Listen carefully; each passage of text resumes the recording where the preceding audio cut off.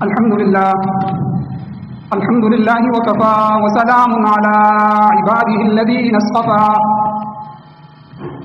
أما بعد فأعوذ بالله من الشيطان الرجيم بسم الله الرحمن الرحيم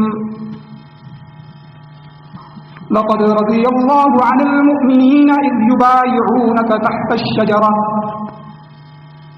فعلم ما في قلوبهم فأنزل السكينة عليهم وأصابهم فتحا قريبا. وعن طلحة بن عبد الله رضي الله تعالى عنه قال قال رسول الله صلى الله عليه وسلم لكل نبي رفيق ورفيقي يعني في الجنة عثمان. صدق الله العظيم وصدق رسوله النبي الأمي الكريم. صلى الله عليه وسلم اللهم صل على سيدنا محمد وعلى آل سيدنا ومولانا محمد المبارك وسلم وصلي عليه. رب اشرح لي صدري ويسر لي أمري واحلل عقدة من لساني يفقهوا قولي. میرے واجب الاحترام میرے بزرگوں، اللہ تعالیٰ نے نبی علیہ الصلوۃ والسلام کو جتنے ستارے اور موتی صحابہ اکرام کی صورت میں عطا فرمائے، ہر ایک صحابی کی اپنی ایک شان ہے، اس کی فضیلت ہے، اس کے مناقب ہیں، اس کی خصوصیات ہیں، اور اللہ اور اللہ کے رسول کے سامنے اس کا ایک مقام اور مرتبہ ہے، اس کی قربانیاں اور مجاہدے ہیں. تو چونکہ ذوالحجہ کا مہینہ چل رہا ہے اور اس مہینے میں 18 ذوالحج کو حضرت عثمان رضی اللہ تعالیٰ عنہ کی مظلومانہ شہادت ہوئی تھی، تو اسی مناسبت سے صحابی رسول، داماد رسول، مظلوم مدینہ، خلیفہ راشد حضرت عثمان رضی اللہ تعالیٰ عنہ کے بارے میں کچھ معلومات بیان ہو رہی تھی، ان کے فضائل و مناقب اور مجاہدات و تکلیفات بیان ہو رہی تھی. اور گزشتہ جمعہ حضرت عثمان رضی اللہ تعالیٰ عنہ کی جو اسلام کے لیے اور رسول اللہ صلی اللہ علیہ وسلم کے لیے اور اللہ کے دین کے لیے جو قربانیاں تھیں، ان میں سے کچھ قربانیوں کا تذکرہ ہوا. اور اسی سلسلے کو آگے جاری رکھتے ہوئے اللہ تعالیٰ نے جو صفات حضرت عثمان رضی اللہ تعالیٰ عنہ کو عطا فرمائی تھی، ان صفات پر تھوڑی سی روشنی ڈالنی ہے. سب سے بڑی صفت جو ہے وہ فیاضی کی ہے، سخاوت کی ہے. اور سخی آدمی وہی ہوتا ہے کہ جو اپنے دکھ سے زیادہ کسی کے دکھ کو سمجھے، جو کسی کی تکلیف کو دیکھ نہ سکتا ہو اور اپنے بھائی کو یا انسانیت کو تکلیفوں سے نکالنے کے لیے بے چین ہو جاتا ہو، اور جس کی صلاحیت کے ساتھ مدد کر سکتا ہو تو وہاں اپنی صلاحیتیں خرچ کرے، مال کے ساتھ مدد کر سکتا ہو تو اپنا مال خرچ کرے. اگر اللہ نے اس کو کوئی مہارت، عہدہ یا ہنر دیا ہوا ہے، وہ اپنے عہدے اور ہنر کی وساطت سے کسی کی مدد کر سکتا ہے، اس تکلیف کو دور کر سکتا ہے، تو وہ اس تکلیف کو دور کرے. یہ فیاضی اور سخاوت کہلاتی ہے. تو اللہ تعالیٰ نے حضرت عثمان رضی اللہ تعالیٰ عنہ کو یہ جو صفت عطا فرمائی تھی، یہ فیاضی کی اور سخاوت کی صفت عطا فرمائی. کنز العمال میں ایک حدیث موجود ہے کہ ایک جہاد کے اندر مفلسی، بے کسی اور غربت کی وجہ سے مسلمانوں کے چہرے اداس سے غمگین تھے، اور منافقین اور کافر حشاش بشاش تھے، خوش تھے اور ہر طرف اکڑ اکڑ کے پھر رہے تھے اور مسلمانوں کی غربت کا مذاق اڑا رہے. حضرت عثمان رضی اللہ تعالیٰ عنہ نے جب یہ منظر دیکھا تو آپ کے دل پر چوٹ لگی کہ ارے منافق تو جو ہے وہ کھا کر جو ہے ان کے دسترخوان بھرے ہوں، ان کے پاس مال و دولت کی فراوانی ہو، اور اسلام کے مجاہدوں کو ایک وقت کا کھانا بھی نصیب نہ ہو رہا. تو آتا ہے کہ اسی وقت 14 اونٹوں پر کھانے کا ساز و سامان لاد کر حضور علیہ الصلوۃ والسلام کے پاس بھیج دیا کہ حضور یہ مسلمانوں کے درمیان تقسیم فرما. اسی طرح جب مسلمانوں کی کثرت ہو گئی، مسلمان زیادہ ہو گئے، تعداد میں بڑھ گئے، تو جگہ کی تنگی کی وجہ سے نمازیوں کو تکلیف ہونے لگی اور مسجد کی توسیع کی ضرورت پیش آئی. تو حضرت عثمان رضی اللہ تعالیٰ عنہ سے اللہ کے ان مہمانوں کی اور مسلمانوں کی یہ تکلیف بھی دیکھی نہ گئی، تو کثیر اور بہت بڑی رقم خرچ کر کے مسجد کی توسیع کروائی. اسی طرح غزوہ تبوک کے اندر جو حضرت عثمان رضی اللہ تعالیٰ عنہ کی فیاضی اور سرور دو عالم صلی اللہ علیہ وسلم کی بشارت، یہ بھی آپ نے سنی ہے. اسی طرح 9 ہجری میں واقعہ یہ ہوا کہ 9 ہجری کے اندر یہ خبر مشہور ہوئی کہ کیسے روم جو ہے، روم کا جو بادشاہ ہے، وہ عرب پر حملہ آور ہونا چاہتا ہے، عرب پر حملہ کرنا چاہتا ہے. آج کے زمانے میں شاید اس خبر یا افواہ کی جو ہولناکی ہے وہ آپ کو سمجھ نہ آئے. سمجھانے کے لیے بلا مبالغہ یہ مثال دی جا سکتی ہے کہ یہ خبر مشہور ہو جائے کہ امریکہ، برطانیہ اور یہ سارے مل کے پاکستان پر حملہ کرنا چاہتے ہیں، تو کتنی خطرناک خبر ہو۔ تو حضور کے زمانے میں یہی کیسر، روم اور فارس، یہ بڑی طاقتیں تھیں، ان کے پاس منظم فوجیں تھیں، دریاؤں میں بحری بیڑے موجود تھے، اور خبر مشہور ہو گئی حضور کے زمانے میں 9 ہجری میں کہ وہ کیسر روم جو ہے وہ حضور پر، مسلمانوں پر، عرب پر حملہ کرنا چاہتا ہے۔ اب قیادت محمد رسول اللہ صلی اللہ علیہ وسلم کی تھی، اور جانثار مجاہدین کی جو جماعت تھی وہ جماعت صحابہ کرام کی تھی۔ ہمارے زمانے کے حکمران ہوتے تو وہ جا کے لیٹ جاتے، معافیا مانگتے کہ ہم تو آپ کے نوکر اور غلام ہیں، ہمیں کچھ بھی نہ کہیں، جو آپ عرض مروز کریں گے ہم ماننے کے لیے تیار ہیں۔ لیکن حضور نبی تھے، اور اللہ کی ذات کے سوا ڈر کسی بھی ذات کا دل میں رکھنا یہ کفر اور شرک سمجھتے ہیں، کہ ڈرنے کے لائق اگر کوئی ذات ہے تو صرف اللہ کی ہے، اللہ کی ذات کے علاوہ کسی کا ڈر کیا چیز ہے۔ جو موت سے نہیں ڈرتے تھے اور موت کو، شہادت کو گلے سے لگا لیتے تھے اور اس کی تمنا کرتے تھے، اس کے لیے دعائیں مانگتے تھے، انہوں نے دنیا کی اور کس طاقت سے ڈرنا؟ حضور نے ان کی تربیت ہی ایسی فرمائی، لیکن حالات بڑے سنگین ہو گئے کہ اتنی بڑی طاقت وہ حملہ کرنا چاہتی ہے۔ حضور علیہ الصلوۃ والسلام نے مسلمانوں کو تیاری کا حکم دے دیا کہ تیاری کرو جی، جہاد کے لیے نکلنا، حی علی الجہاد کی آواز لگ گئی، اور مسلمانوں کی آزمائش دیکھیں کہ زمانہ انتہائی تنگی کا تھا، ہر ایک تنگی کے اندر مبتلا تھے، غربت کا زمانہ تھا، اور دوسری طرف اگر موسم کو دیکھا جائے تو موسم اور حالات، موسم انتہائی گرم تھا اور آسمان جو ہے وہ آگ اور انگارے برسا رہا تھا، اور عرب کی زمین شعلے اگل رہی تھی، زمین بھی گرم تھی، اور صحابہ میں سے بے شمار ایسے تھے کہ جن کے پاس پہننے کے لیے مکمل کپڑا بھی نہیں تھا، 2 کپڑے بھی نہیں تھے، اور پاؤں میں پہننے کے لیے جوتی بھی نہیں تھی، ایسے بے سر و سامانی کا زمانہ۔ اور پھر اوپر سے آزمائش یہ آ گئی کہ زراعت کے اعتبار سے سال کا آخر تک جو لوگ پورے سال کی گندم خرید کے گھر میں رکھ لیتے ہیں، ان کو اندازہ ہوگا کہ سال کے آخر میں وہ اگلی گندم کے لیے کس طرح پیسے جوڑتے ہیں، اپنی رقم کا بندوبست کرتے ہیں۔ تو اس وقت بھی کھجوروں پر گزارا تھا، تو وہ پورے سال کی کھجوریں رکھ لیتے تھے، باغات تھے۔ اب فصل کے اعتبار سے بالکل سال کا آخر تھا، ساری جو گھر میں پڑی ہوئی جمع پونجی تھی وہ ختم تھی، اور جو فصل تھی وہ تیار تھی۔ اب تیار فصل کو چھوڑ کے جانا اور مہینوں کا سفر ہے، واپسی سے پتہ نہیں یہ فصل ضائع ہو جائے گی، کوئی کاٹے گا نہیں کاٹے گا، اور سارے جا رہے ہیں۔ تو اس لیے حضور علیہ الصلوۃ والسلام کو سخت تشویش ہوئی۔ آپ علیہ السلام نے صحابہ کو اعلان فرماتے ہوئے مالی چندے کا، مالی تعاون کا ترغیب دی، بھائی اپنا مال پیش کرو تاکہ جنگی سامان مہیا کیا جا سکے، ان سے گھوڑے، تیر، تلواریں، نیزے اور یہ ساری جنگ کے سامان خریدے جا سکے۔ تو ہر شخص نے اپنا حصہ ڈالا۔ اسی موقع پر وہ مشہور واقعہ ہے، میں اس کو دہرانا نہیں چاہتا، اشارہ کرتا ہوں، آپ کے ذہن میں آ جائے گا کہ سیدنا صدیق اکبر رضی اللہ تعالیٰ عنہ اور عمر رضی اللہ تعالیٰ عنہ کا مقابلہ ہوا۔ حضرت فرمانے لگے کہ میں آج ابو بکر سے آگے بڑھوں، لیکن جب حضور کے پاس آئے تو حضور نے حضرت عمر رضی اللہ عنہ سے پوچھا کہ آپ پیچھے کیا چھوڑ کے آئے؟ انہوں نے کہا کہ حضور آدھا مال میں لے کے آ گیا ہوں اور آدھا مال میں اپنے گھر والوں کے لیے چھوڑ کے آیا، آدھی جمع پونجی میں نے آ کے آپ کے قدموں میں رکھ دیا۔ تو حضور علیہ الصلوۃ والسلام نے حضرت ابوبکر صدیق رضی اللہ تعالیٰ عنہ سے پوچھا کہ میں نے اعلان کیا چندے کا، میرے صدیق آپ نے کیا کیا؟ فرمایا حضور میرے گھر میں جو کچھ بھی تھا وہ سارا کا سارا لا کر میں نے آپ کے قدموں میں رکھ دیا۔ اور روایات میں آتا ہے کہ صدیق اکبر رضی اللہ تعالیٰ عنہ نے دیواروں کو بھی ٹٹولا کہ کہیں پرانے زمانے میں کوئی چابی، کوئی روپیہ، کوئی درہم، کوئی سوئی دیواروں کے اندر رکھ دیا کرتے تھے کہ کوئی سوئی بھی نہ بچ جائے، کہ ابوبکر کے ہوتے ہوئے حضور چندہ مانگے اور حضور جہاد کے لیے اعلان کریں اور حضور مالی تعاون کی ترغیب دیں اور صدیق کا مال گھر میں رہے۔ تو انہوں نے وہ دیواریں ٹٹول کے سارا مال جمع کر کے حضور کے قدموں میں ڈالا۔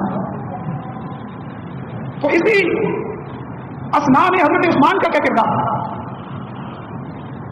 روایات میں آتا ہے کہ اسی زمانے میں حضرت عثمان رضی اللہ تعالیٰ عنہ کا جو تجارتی قافلہ تھا وہ شام سے واپس آیا،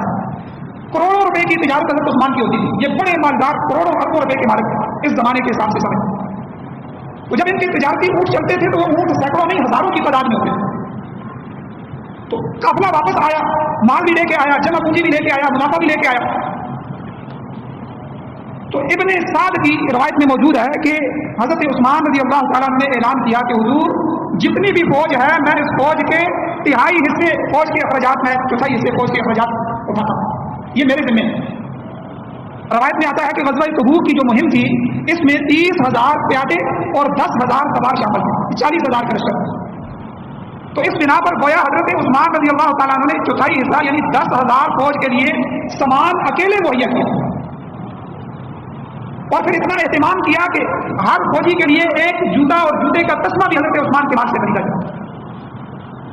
اور اتنا دینے کے بعد اس کے علاوہ انہوں نے 1000 اونٹ اور 70 قیمتی جہادی گھوڑے اور اس کے علاوہ دیگر اخراجات کے لیے 1000 دینار حضور علیہ السلام کی جوڑی میں ڈالا. روایات میں آتا ہے کہ جب حضور علیہ السلام نے حضرت عثمان کی اس فیاضی کو دیکھا کہ میں تو ایک آدمی کے لیے چندہ کر رہا ہوں, انہوں نے 4 حصے فوج کا بھی بندوبست کر دیا, 1000 اونٹ بھی لا کر دے دیے, 70 گھوڑے بھی پیش کر دیے اور 1000 سونے کا دینار, کروڑوں کی رقم بنتی ہے, وہ آ کر انہوں نے دے دی. تو صحابہ فرماتے ہیں, راوی کہتا ہے کہ حضور علیہ السلام حضرت عثمان کی اشرفیوں کو اپنے ہاتھ میں اس طرح اچھال رہے ہیں اور اسی اچھالتے ہوئے حضرت عثمان کے لیے حضور نے ایک جملہ ارشاد فرمایا. حضور نے فرمایا ما ضر عثمان ما عمل بعد هذا اليوم, آج کے بعد عثمان کا کوئی کام اس کو نقصان نہیں پہنچا سکتا. آج کے بعد عثمان جو بھی کرے, گناہ کرے, جو بھی مرضی کرے, آج کے بعد اس کو کوئی عمل بھی اس کو نقصان نہیں پہنچا سکتا. تو میرے بھائیو, یہ وہ خصوصیت تھی جو حضور علیہ السلام کی زبان مبارک سے حضرت عثمان رضی اللہ تعالیٰ عنہ کو حاصل ہوئی. یہ تو ایک غزوہ ہے, اسی طرح کئی غزوات اور مواقع ہیں جہاں حضرت عثمان رضی اللہ تعالیٰ عنہ نے اپنی دولت اسلام پر اور مسلمانوں پر اور پیغمبر اسلام پر نثار رکھی. اور حضرت عثمان کے بارے میں آتا ہے کہ وہ آقا علیہ السلام کی جو فقیرانہ اور زاہدانہ زندگی تھے اس کو دیکھ کر بے قرار ہو جاتے تھے اور موقع بہ موقع حضور کے لیے تحفے, تحائف اور ہدایہ بھیجتے رہتے تھے. ایک روایت میں آتا ہے کہ ایک دفعہ 4 دن ہو گئے آل رسول نے فقر و فاقے میں بسر کیے, کوئی چیز حضور کے گھروں میں کھانے کے لیے نہیں تھی. حضرت عثمان کو پتہ چلا تو آنکھوں سے آنسو جاری ہوئے اور فرمایا کہ ہائے ہم سیر ہو کر کھائیں اور آل رسول بھوکے رہیں. اسی وقت کھانے پینے کا بہت سارا سامان اور 300 درہم نقد لے کر حاضر خدمت ہوئے اور حضور علیہ السلام کو نذرانہ پیش فرمایا کہ حضور یہ میری طرف سے ہدیہ قبول کرنا. اور یہ دوستوں کے ساتھ حضرت عثمان رضی اللہ تعالیٰ عنہ اسی طرح بہت بڑے معاملات کرتے تھے اور بڑی بڑی رقمیں دوستوں کو دے دیتے تھے. ایک دفعہ حضرت طلحہ رضی اللہ تعالیٰ عنہ نے قرض لیا, ایک بڑی رقم قرض لی. کچھ دنوں کے بعد جب معاہدے کا وقت آیا اس سے پہلے آ کر واپس کیا. حضرت عثمان فرمانے لگے کہ اے طلحہ آپ بڑے مروت والے آدمی ہیں, آپ بڑے نیک آدمی ہیں, آپ کی مروت اور نیکی کی وجہ سے میں یہ رقم چھوڑتا ہوں, یہ اس کا صلہ ہے, آپ کو مبارک. ان سے واپس نہیں. تو کہنے کا مقصد یہ ہے کہ فیاضی کی جو صفت ہے, صحابت کی جو صفت ہے, یہ حضرت عثمان رضی اللہ تعالیٰ عنہ کو حاصل تھی. اور یاد رکھیں کہ عرب جو کسی کو لقب دیتے تھے تو ویسے نہیں دیتے تھے. یہ غنی کا جو لقب ہے یہ عربوں نے حضرت عثمان کو دیا تھا. جس طرح حاتم طائی کی صحابت مشہور ہے, وہ اتنا سخی تھا کہ سارا عرب اس کو حاتم طائی کہنے لگا, صحابت کا بادشاہ کہنے لگا. حضرت عثمان اتنے غنی تھے اور اتنے سخی تھے کہ عربوں نے ان کو غنی کا لقب دے دیا اور آپ کے نام کے ساتھ باقاعدہ حضرت عثمان غنی کا لقب رکھا. اور آج بھی جب بھی ان کا نام لیا جاتا ہے تو حضرت عثمان کے ساتھ عثمان غنی کہا جاتا ہے. اور دوسری جو خصوصیت حضرت عثمان کو حاصل تھی کہ رسول اللہ صلی اللہ علیہ وسلم نے اپنی بیٹیوں کے لیے جس داماد کا انتخاب کیا تو حضور نے بڑی صفات دیکھی. تو جب دیکھا کہ وہ ساری صفات حضرت عثمان میں جمع ہے تو حضور علیہ السلام نے اپنی دامادی کے لیے ان کو قبول فرمایا. اب صرف حضرت عثمان مالدار ہوتے, مال ہوتا اور مال کا کمانا اور جمع کرنا ہی ان کا مقصد ہوتا تو آقا علیہ السلام کی نظر میں کبھی بھی جچتے نہیں, کبھی بھی آپ ان پر اپنی نظر شفقت نہ ڈالتے. لیکن حضور علیہ السلام آپ دیکھیں کہ ہم جب اپنی بچی کا رشتہ دیکھتے ہیں تو ہم کتنا جو ہے اس کے لیے جانچ کرتے ہیں کہ وہ لڑکا کیا ہے, اس کی نسب کو ہم دیکھتے ہیں, چال چلن کے بارے میں معلومات کرتے ہیں, اس کے حالات کی تحقیقات کرتے ہیں, کئی لوگوں سے مشورہ کرتے ہیں, کئی لوگوں کی ذمہ داریاں ڈالتے ہیں کہ ہمیں اس کے بارے میں بتائیں. پھر اتنی تحقیقات کے بعد جا کے ہم اپنی بچی کا رشتہ ہم کو دیتے ہیں. تو مجھے بتائیں کہ کیا حضور علیہ السلام نے اپنے اس انتخاب میں کوئی کوتاہی کی ہے؟ لیکن جو صحابہ کا دشمن ہے وہ حضرت عثمان پر آج بھی انگلی اٹھاتا ہے. تو یاد رکھیں جو حضرت عثمان رضی اللہ تعالیٰ عنہ کی امانت اور دیانت پر انگلی اٹھاتے ہیں وہ حضرت عثمان پر انگلی نہیں اٹھا رہے, وہ اصل میں رسول اللہ کے انتخاب کو مشکوک ٹھہرا رہے کہ مجھے اور آپ کو تو پتا ہے کہ میں اپنی بیٹی کا رشتہ کس کو دینے جا رہا ہوں, لیکن رسول اللہ کو اتنا بھی نہیں پتا تھا کہ وہ اپنی دامادی میں کس کو دے رہے. تو وہ حضرت عثمان کی امانت اور دیانت پہ انگلی نہیں اٹھا رہا, وہ حضرت رسول اکرم صلی اللہ علیہ وسلم کی امانت اور دیانت پہ انگلی اٹھا. حضور علیہ السلام نے اتنا احسان فرمایا حضرت عثمان پر اور حضرت عثمان حضور کو اتنے پسند آئے کہ حضور نے اپنی بیٹی حضرت رقیہ رضی اللہ تعالی عنہ حضرت عثمان کے نکاح میں دے دی. اور پھر حضرت عثمان کی مزید حوصلہ افزائی دیکھیں, مزید صفت دیکھیں کہ قضائے الہی سے حضرت رقیہ حضور کی بیٹی لگتی جگہ فوت ہو جاتی ہے. تو حضور علیہ السلام کا انتخاب دیکھیں کہ حضور علیہ السلام اپنی دوسری بیٹی حضرت ام کلثوم رضی اللہ تعالی عنہ کا نکاح حضرت عثمان سے کر دیتی کہ یہ میری خوش نصیبی ہے کہ عثمان جیسا داماد مجھ کو مل رہا. تو دو داماد, اسی لیے حضرت عثمان کا ایک لقب ہے ذوالنورین, 2 نوروں والا. حضور کی بیٹیاں نور ہیں. تو حضور علیہ السلام کا جو سلسلہ ہے وہ ہدایت کے اعتبار سے نور ہے، نور ہدایت ہے، جسمانی نور نہیں ہے، نور ہدایت ہے، سارا گرانا نور ہدایت ہے۔ تو یہ دو نور، دو لخت جگر، دو بیٹیاں حضور کی حضرت عثمان کے نکاح میں آئیں، تو اسی وجہ سے ان کو ذوالنورین بھی کہتے ہیں، حضرت عثمان ذوالنورین۔ اچھا حضور کا انتخاب دیکھیں کہ قضاء الہی کی دوسری بیٹی بھی فوت ہو جاتی ہے، حضرت ام کلثوم بھی فوت ہو جاتی ہے، تو حضور علیہ السلام نے حسرت کے ساتھ، روایات میں حدیث میں آتا ہے کہ افسوس کے ساتھ فرمایا کہ اے عثمان تو مجھے اتنا پسند ہے کہ میری یہی دو بیٹیاں تھیں میں جو تیرے نکاح میں دیکھ، اگر مجھ محمد کی 40 بیٹیاں بھی ہوتی تو میں محمد یک کے بعد دیگرے تیرے نکاح میں دے دیتا۔ تو آپ بتائیں کہ کوئی حد ہے آقا علیہ السلام کے اعتماد کی، آقا کی محبت کی، آقا علیہ السلام کی حضرت عثمان سے چاہت کی؟ تو یہ دوسرا اعزاز، دوسری صفت حضرت عثمان کو حاصل تھی کہ حضور کی دو بیٹیاں، اور یہ کسی بھی نبی کے ساتھ ایسا نہیں ہوا کہ کسی نبی کی دو بیٹیاں کسی ایک شخص کی تھیں۔ یہ حضرت عثمان کا واحد اعزاز ہے کہ تمام پیغمبروں میں سے صرف ان کو یہ اعزاز حاصل ہے کہ نبی علیہ السلام کی دو بیٹیاں حضرت عثمان کے گھر میں، اور ان کی وفات کے بعد حضور نے فرمایا میری 40 بیٹیاں بھی ہوتی ہیں، ایک روایت میں 100 کا بھی تذکرہ ہے کہ میری اتنی بیٹیاں بھی ہوتی ہیں عثمان تو مجھے ایسا پسند ہے، تیرا انتخاب ایسا ہے کہ میں وہ ساری بیٹیاں یک کے بعد دیگرے میں تمہارے نکاح میں دے دوں۔ اسی طرح سارے صحابہ کے اندر ایک صفت تھی، وہ خوف خدا والے، اللہ سے ڈرنے والے، لیکن حضرت عثمان رضی اللہ تعالیٰ عنہ کو جو ہے ان کے اندر خوف خدا کتنا تھا، روایات میں آتا ہے کہ حضرت عثمان اکثر روتے رہتے تھے، اکثر آبدیدہ رہتے تھے، آنکھوں سے آنسو جاری رہتا تھا، خاص کر کے قبر اور آخرت کا خیال جب بھی آتا تو ہمیشہ ان کا دامن گیر ہو جاتا، ہمیشہ ان کا دامن آنسوؤں سے پر ہو جاتا، اور جب بھی سامنے سے جنازہ گزرتا تو کھڑے ہو جاتے اور بے اختیار آنکھوں سے آنسو نکل جاتے، اور جب بھی کبھی قبرستان سے گزرتے یا آپ کے سامنے قبر کی زندگی کا تذکرہ ہوتا تو اس قدر روتے کہ داڑھی بھی تر ہو جاتی۔ روایات میں آتا ہے کہ لوگ تعجب سے پوچھتے ہیں کہ آپ کے سامنے جنت کی نعمتوں کا تذکرہ ہوتا ہے، دوزخ اور جہنم کی سزاؤں اور تلخیوں اور تکلیفوں کا تذکرہ ہوتا ہے، تو آپ پر اتنی رقت طاری نہیں ہوتی، آپ اتنا نہیں روتے۔ آخر قبر میں کیا خاص بات ہے کہ جب بھی قبر کا تذکرہ ہوتا ہے یا آپ قبر کو دیکھتے ہیں تو آپ کے آنسو رکتے ہی نہیں ہیں، آپ بچے کی طرح رونا شروع ہو جاتے ہیں۔ تعجب سے صحابہ نے پوچھا، لوگوں نے پوچھا، حضرت عثمان رضی اللہ تعالیٰ عنہ کو جواب دیتے کہ حضور علیہ السلام کا ارشاد ہے، حضور نے فرمایا کہ لوگوں قبر آخرت کی منزلوں میں سے سب سے پہلی منزل، اگر اس منزل سے آسانی اور کامیابی سے گزر گئے تو باقی منزلیں بھی آسانی سے گزر جائیں گے، باقی مسئلہ بھی اللہ حل فرما دیں گے۔ اگر اس منزل میں دشواری آ گئی، اس منزل میں پھنس گئے تو ساری منزلوں میں آگے جتنے بھی مرحلے ہیں، قبر کے بعد حشر کا ہے، آخرت کا ہے، جنت جہنم کا ہے، ان سب میں دشواری پیش آ گئی۔ تو میں اس لیے روتا ہوں کہ عثمان کہہ رہا ہے اس قبر میں کیا بنے گا۔ تو یہ وہ خوف خدا تھا، یہ وہ صفت تھی جو حضرت عثمان نے بولی۔ اسی طرح چوتھی صفت حضرت عثمان میں کیا تھی کہ سارے صحابہ میں احترام رسول تھا، رسول اللہ صلی اللہ علیہ وسلم کی محبت بھی تھی اور احترام بھی تھا۔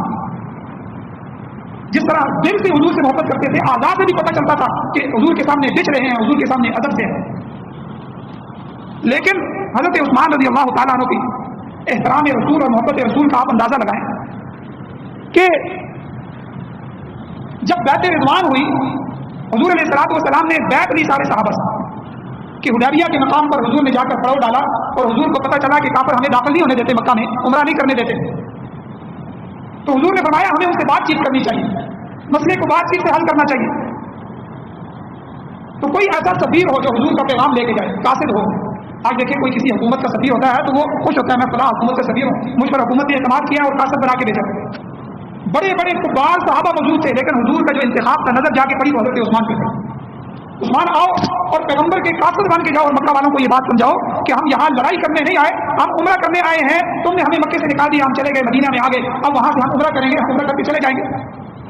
لڑائی نہیں کریں گے۔ تو حضرت عثمان رضی اللہ تعالیٰ کو حضور نے قاصد اور سفیر بنا کے بھیجا، بات چیت کے لیے بھیجا، نمائندہ بن کے گئے حضور نے۔ جب وہاں پہنچے تو انہوں نے حضرت عثمان کو روک لیا کہ آپ کو اب ہم یہاں سے جانے نہیں دیں گے، اور ادھر حضور انتظار میں کر رہے ہیں، وقت کافی گزر گیا، حضرت عثمان واپس نہیں آئے، پیغام بھی نہیں آیا۔ تو حضور تو کسی نے افواہ پھیلا دی کہ انہوں نے حضرت عثمان کو شہید کر دیا، مکہ والوں نے ان کو شہید کر دیا۔ تو حضور بڑے غمگین ہوئے اور بڑے غصے میں آئے، اور سارے صحابہ کی یہی کیفیت تھی۔ تو حضور علیہ السلام نے صحابہ کو فرمایا کہ میرے ہاتھ پہ ہاتھ رکھ کے بیعت کرو کہ ہم یہاں سے حضرت عثمان کے خون کا بدلہ لیے بغیر نہیں جائیں۔ تو اس وقت سارے صحابہ نے 1400 صحابہ تھے، 1400 صحابہ نے حضور کے ہاتھ پہ ہاتھ رکھ کے یہ بیعت کی کہ حضور ہم آپ سے عہد کرتے ہیں، قسم اٹھاتے ہیں، بیعت کرتے ہیں کہ ہم پیچھے نہیں ہٹیں گے۔ انہوں نے حضرت عثمان کو شہید کیا تو ہم ایک خون کے ایک ایک قطرے کا حساب دے کے یہاں سے۔ اور آخر میں جب صحابہ کا ہاتھ تھا اور اوپر جو ہے نبی علیہ السلام کا ہاتھ اور اوپر سارے صحابہ کا ہاتھ تھا۔ آخر میں حضور نے اپنے اس ہاتھ کو فرمایا کہ یہ ہاتھ عثمان کا ہاتھ ہے، میں عثمان کے ہاتھ کی طرف سے ہاتھ رکھ کے عثمان کی طرف سے بھی بیعت کرتا ہوں کہ عثمان ہم تیرے خون کا بدلہ لے کے جائیں۔ خیر پھر صلح حدیبیہ ہو گئی، پھر بہت سے آگے واقعات ہوئے، وہ بیان کرنا مقصود نہیں ہے۔ اب جب یہ ہاتھ حضور نے عثمان کا ہاتھ قرار دیا تو عثمان کا حیا دیکھیں، احترام رسول دیکھیں کہ پھر اس کے بعد موت تک اس ہاتھ سے کبھی غسل کے اندر یا وضو کے اندر اپنے اعضاء کو نہیں لگایا، نجاست کے اعضاء کو نہیں لگایا، اور کبھی اس ہاتھ کو نجاست آلود نہیں ہونے دی کہ میرے پیغمبر نے میرے اس ہاتھ کو اپنا ہاتھ کہا۔ یہ وہ احترام رسول تھا جو حضرت عثمان رضی اللہ تعالیٰ کے اندر تھا۔ تو اس لیے ادب بڑی چیز ہوتی ہے، اصل چیز ہے ادب، ادب سے سارے راستے کھلتے ہیں۔ مشہور ہے کہ با ادب با نصیب، بے ادب بے نصیب، کہ با ادب با مراد، بے ادب بے مراد، کہ جو ادب کرتا ہے اس کا نصیب بھی اچھا ہوتا ہے۔ تو اس لیے جتنی بھی چیزیں رسول اللہ میں کلام اللہ کا ادب ہو، اللہ کا ادب ہو، رسول اللہ کا ادب ہو، اولیاء اللہ کا ادب ہو، اور شعائر اللہ کا ادب ہو، بیت اللہ کا ادب ہو، اللہ کی طرف جتنی بھی منسوخ چیزیں ہیں یہ سب کے سب ان کا ادب ہو، مساجد کا ادب ہو، اور والدین کا ادب ہو۔ یاد رکھیں یہ مسجد میں آ کے جو ہم دنیا کی باتیں کرتے ہیں، کئی دفعہ ہمارے بڑے حضرات بیٹھ جاتے ہیں، مسئلہ پتہ نہیں ہے یا غفلت کی وجہ سے ہو جاتا ہے، انسان کمزور ہے، یہ مسجد کی بے ادبی ہے۔ حضرت عمر رضی اللہ تعالیٰ نے ایک کوڑا رکھا ہوا تھا، جو آدمی مسجد میں آ کے اسی طرح سو جاتا یا مسجد میں بیٹھ کے دنیا کی باتیں کرتا تو آ کے اس کو کوڑے سے مارتے اور کہتے کہ جو باہر جا کے بیٹھ مسجد کے اندر، یہ مسجد کے ادب کے خلاف۔ تو ہم جتنا ادب کے دائرے میں ہوں گے اللہ تعالیٰ ہمیں نوازے گا۔ تو ان تمام چیزوں کا ادب اور والدین کا ادب، بڑوں کا ادب، تو یہ دنیا اور آخرت کی کامیابی کا ضامن ہے۔ تو حضرت عثمان رضی اللہ تعالیٰ ان کو یہ چوتھی صفت یہ حاصل تھی کہ وہ رسول اللہ صلی اللہ علیہ وسلم کے احترام اور ادب کے اندر مر مٹنے کے لیے تیار۔ اور اسی طرح حضور کی غلامی یہ سارے صحابہ کو حاصل تھی۔ ہر صحابی کی یہ چاہت ہوتی تھی کہ میں اپنا ہر عمل حضور کے مطابق کروں۔ اسی لیے یاد رکھیں ہمارے نزدیک صحابہ کا قول، فعل اور عمل بھی اسلام ہے، حدیث ہے۔ کوئی صحابی کبھی بھی حضور علیہ السلام کے عمل کے خلاف عمل نہیں کر سکتا، یہ جماعت ہی آتی تھی۔ بعض حضرات کہتے ہیں ہم قرآن و حدیث کو ماننے والے ہیں، ان کے ہاں وہ کہتے ہیں ہم صحابی کا قول فعل اور عمل حجت نہیں مانتے، ہمارے ہاں وہ دلیل نہیں ہے۔ حالانکہ وہ اگر دلیل نہیں ہے تو قرآن بھی تو صحابہ ہی نے جمع کیا ہے، حدیث بھی تو صحابہ ہی نقل کرنے والے ہیں، پھر تو حدیث سے بھی اعتماد اٹھ جائے گا کہ جب صحابی کا قول نہیں ماننا تو یہ قول رسول بھی تو قول صحابہ ہے۔ خیر بات میں یہ کر رہا تھا کہ ہر صحابی کی یہ کوشش ہوتی کہ میں سیرت و کردار میں ہر عمل میں حضور علیہ السلام کے مماثل ہو جاؤں، مطابق ہو جاؤں۔ تو حضرت عثمان رضی اللہ تعالیٰ عنہ محبوب آقا علیہ السلام کی اتباع کہاں تک کرتے تھے کہ حضور کی حرکات اور سکنات میں بھی حضور کی اتباع کرتے تھے۔ اتفاقی باتوں میں، حالانکہ اتفاقی باتوں میں کبھی اتفاق سے پیش آ جاتی ہیں، ان میں بھی حضرت عثمان رضی اللہ عنہ کی حدیث میں آتا ہے کہ حضور کی اتباع کی۔ ایک واقعہ آتا ہے مسند ابن حنبل میں کہ ایک دفعہ حضرت عثمان رضی اللہ تعالیٰ نے وضو کیا، وضو کرنے کے بعد کھڑے ہوئے تھے، ہنسنے لگے، مسکرائے۔ تو لوگ بڑے حیران ہوئے، لوگوں نے پوچھا کہ امیر المومنین یہاں تو کوئی ایسی بات بھی نہیں ہوئی کہ جس پر کوئی ہنسا جائے، کوئی ایسا واقعہ نہیں رونما ہوا، آپ بنا وہ کیا مسکرا رہے ہیں؟ وجہ پوچھی۔ حضرت عثمان فرمانے لگے کہ ایک دفعہ میں بھی اسی طرح حضور کے ساتھ تھا، مسجد نبی میں تھا، حضور علیہ السلام نے وضو فرمایا اور حضور علیہ السلام وضو کر کے کھڑے ہوئے تو کسی بات پہ حضور مسکرائے۔